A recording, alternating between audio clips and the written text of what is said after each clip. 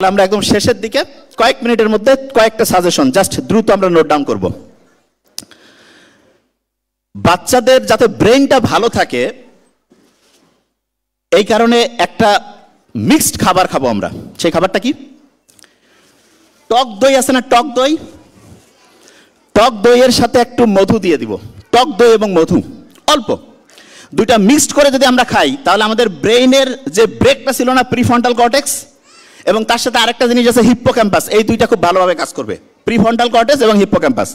তাহলে প্রত্যেক দিন একটা কাজ করব, টক দই এবং তার সাথে একটু হচ্ছে যে মধু দিয়ে খাবো, এটা এক নাম্বার। লাউ কারা কারা খান? লাউ, লাউ আচ্ছা।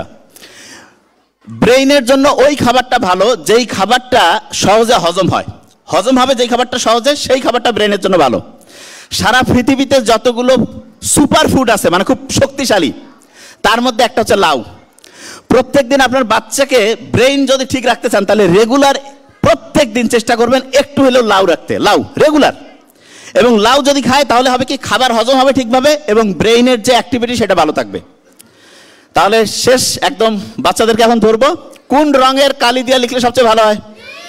নীল। রিভিশন দেওয়ার সময় কোন হাত?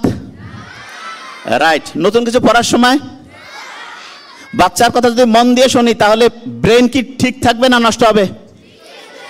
যদি সব দিকে উন্নতি করতে চাই, সব দিকে, তাহলে কি হেল্প করতে হবে নাকি হেল্প করা যাবে না?